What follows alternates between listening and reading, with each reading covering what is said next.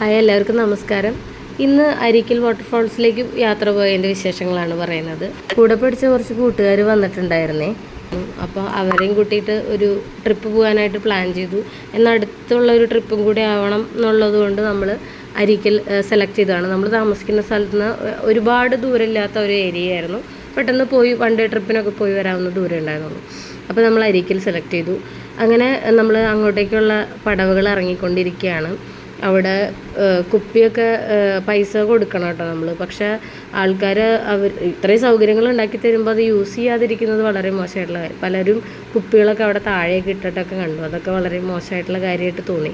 പക്ഷെ നമ്മൾ ചെന്ന സമയത്ത് കുറച്ച് വെള്ളം കുറവായിരുന്നു. ശരിക്കും ഒരു പ്ലിങ് അവസ്ഥയായിരുന്നു. മഴക്കാലമാകുമ്പോൾ കുറച്ചും കൂടി നല്ലോണം വെള്ളം ഉണ്ടാവും, നല്ല ഭംഗിയാണ് കാണാൻ എന്നാണ് അവിടെ ഉള്ളവരൊക്കെ പറഞ്ഞത്. പിന്നെ ചെന്ന് കഴിഞ്ഞാൽ ഫോട്ടോ എടുക്കണം നിർബന്ധമാണല്ലോ. അപ്പോൾ അങ്ങനെ നമ്മൾ എല്ലായിടത്തും ഓടി നടന്ന് ഫോട്ടോ ഒക്കെ എടുത്തു. വെള്ളം കുറവാണെങ്കിൽ അതൊക്കെ വെച്ച് അഡ്ജസ്റ്റ് ചെയ്ത് ഫോട്ടോ എടുത്തു. അങ്ങനെ ഇവിടെ ഒരു ചെറിയ കടയൊക്കെ ഉണ്ട് കേട്ടോ, നമുക്ക് ചായയൊക്കെ കുടിക്കണമെങ്കിൽ. പിന്നെ ഈ കാണുന്ന സ്ഥലത്താണ് നമ്മൾ അവിടെ ആണുങ്ങൾക്കും പെണ്ണുങ്ങൾക്കും സെപ്പറേറ്റ് ഡ്രസ്സ് ചേഞ്ച് ചെയ്യാനുള്ള സൗകര്യങ്ങളൊക്കെ ഉണ്ട്. പിന്നെ പോകുന്ന വഴിക്ക് മുന്നറിയിപ്പുകളൊക്കെ വായിക്കുന്നത് കുറച്ചുകൂടി നല്ലതായിരിക്കും. ഇതെല്ലാം വായിച്ച് നോക്കിയിട്ട് അതിനനുസരിച്ച് പെരുമാറാൻ ശ്രമിക്കുക എന്നുള്ളതാണ്. പിന്നെ അതിനടുത്ത് അരീക്കൽ ഗുഹ ഉണ്ടായിരുന്നു. അവിടെ തൊട്ടടുത്ത് തന്നെയാണ്. അവിടെ നിന്ന് ഒരു 5 മിനിറ്റിൻ്റെ ദൂരമുള്ളൂ. അപ്പോൾ ആ ഗുഹയുടെ അവിടേക്ക് ചെല്ലുമ്പോൾ കാണുന്നതാണ് ഒരു വലിയൊരു പടുകൂറ്റൻ മരം. നമ്മളെക്കാളും വലിയതാണ് അതിൻ്റെ വേരെന്ന് പറയുന്നത്. അപ്പോൾ എത്ര വർഷം പഴക്കമുള്ളതായിരിക്കും. അപ്പോൾ ഈ കാണുന്നതാണ് അരീക്കൽ ഗുഹ. നല്ലൊരു ആംബിയൻസ് ആയിരുന്നു.